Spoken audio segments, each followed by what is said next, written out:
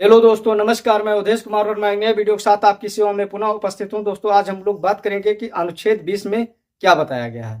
तो चलिए दोस्तों, वीडियो को स्टार्ट करने से पहले आप लोग से पुनः अनुरोध करते हैं कि चैनल को सब्सक्राइब, वीडियो को लाइक, कमेंट व शेयर जरूर करते रहें ताकि आने वाले वीडियो का नोटिफिकेशन आपको सबसे पहले मिल सके। तो चलिए दोस्तों, आज हम लोग देखते हैं कि अनुच्छेद 20 में क्या बताया गया है।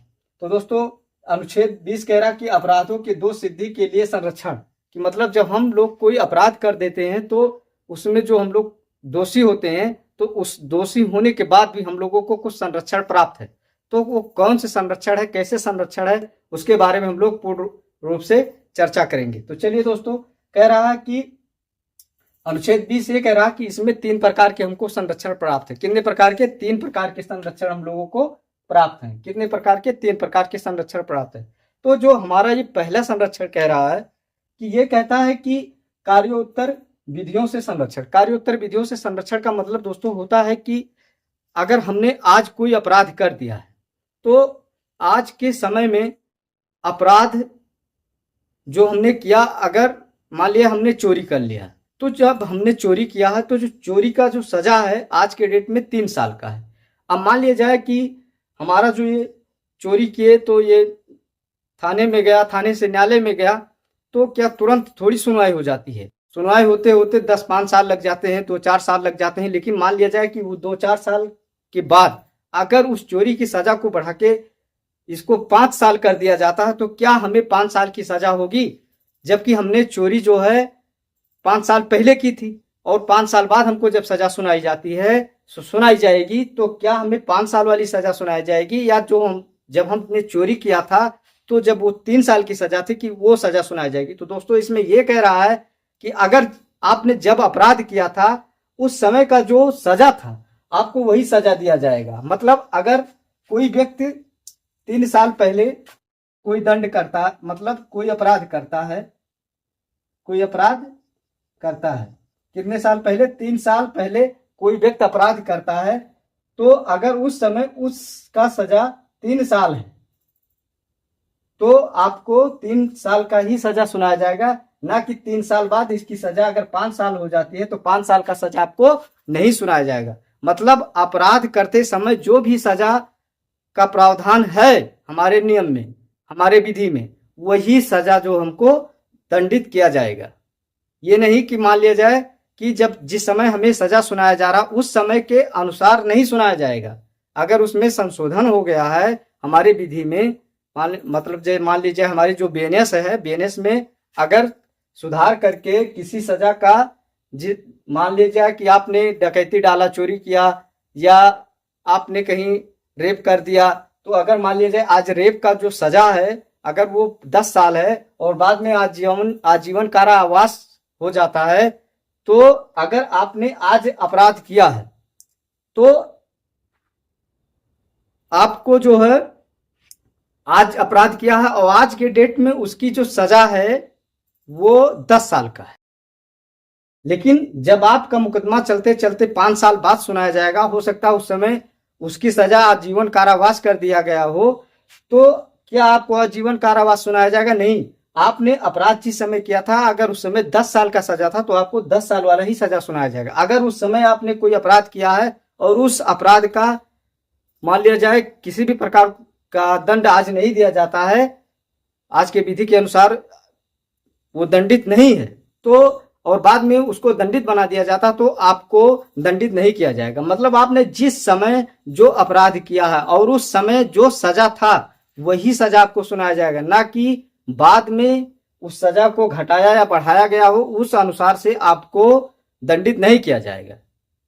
मतलब आपने जिस समय जो सजा, जो दंड किया है और उस दंड के समय जो हमारे बीएनएस में या हमारे भारतीय दंड संहिता में जो भी सजा का प्रावधान था उसी के अनुसार आपको दंडित किया जाएगा। जैसे कि हमारे अभी जो है आईपीसी को बदल के बीएनएस बनाया गया, लेकिन जब किसी व्यक्ति ने अपराध किया था तो जब बीएनएस में जब आईपीसी में जो हमारी सजा था और उसने आईपीसी के समय किसी अपराध को किया था तो उसको जो है आईपीसी के अनुसार ही दंडित किया जाएगा, ना कि बीएनएस के अनुसार दंडित किया जाएगा। अगर तो यही कह रहा है कि कार्योत्तर विधियों से संरक्षण, आपको ये संरक्षण प्राप्त है कि आपने आज जो अपराध किया है उस अपराध का आज के समय में जो उस अपराध का जो दंड है आपको वही दंड भोगना पड़ेगा, ना कि आने वाले समय में अगर उसको घटाया बढ़ाया जाता है तो उस अनुसार से आपको दंडित नहीं किया जाएगा। उसके बाद कह रहा है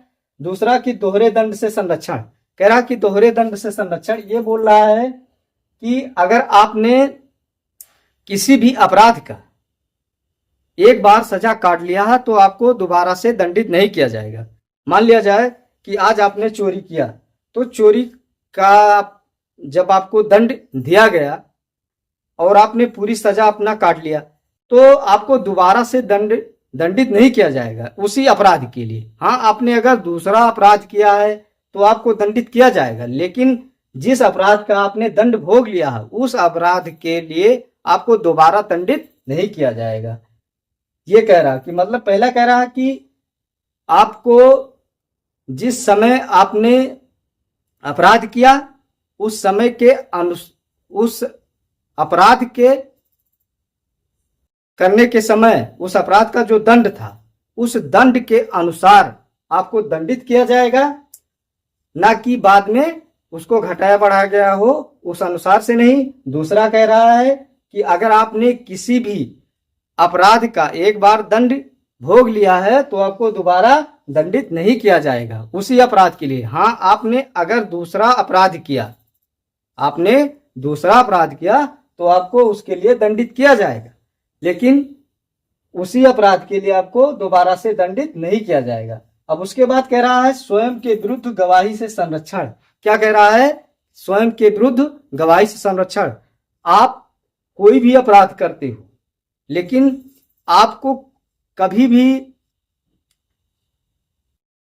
गवाही के लिए जो इंसान अपराध करता है उस इंसान से पुलिस हो या कोर्ट भी जबरदस्ती गवाही नहीं ले सकती है कि कहो कि हमने ही कत्ल किया है, कहो हमने ही चोरी किया है।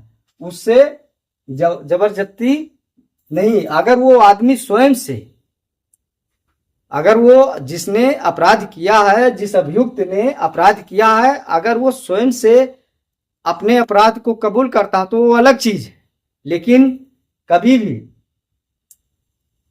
ना पुलिस ना कोर्ट उससे जबरदस्ती गवाही उससे नहीं ले सकती है कि वो कहे कि हाँ हमने ही चोरी की है। ऐसा नहीं करवा सकते हैं।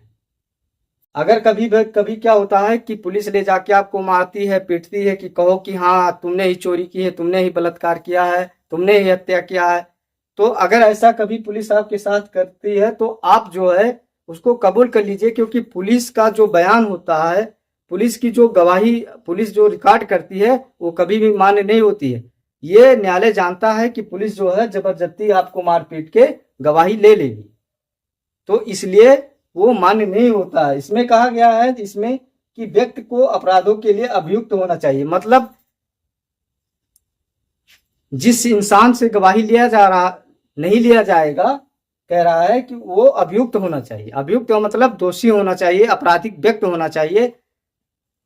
उस आपराधिक व्यक्ति से जिसने अपराध किया है उससे जबरदस्ती गवाही नहीं लिया जाएगा। उसके बाद बोल रहा है कि अपने प्रति गवाही देने के लिए बाध्य नहीं होगा। कोई भी व्यक्ति जिसने अपराध किया है वो अपने प्रति गवाही देने के लिए बाध्य नहीं होगा। तो दोस्तों हमें आशा है कि ये वीडियो आपको पसंद आया होगा और समझ में आया होगा। तो दोस्तों अगर ये वीडियो आपको समझ में आया तो चैनल को सब्सक्राइब, वीडियो को लाइक, कमेंट व शेयर जरूर करते रहें। अगर आपको नहीं भी समझ में आया तो आप कमेंट जरूर करिए, हम फिर से आपको सही ढंग से बताने की कोशिश करेंगे। तो वंदे मातरम, जय हिंद। फिर मिलेंगे नए वीडियो में, तब तक अपना ख्याल रखिएगा।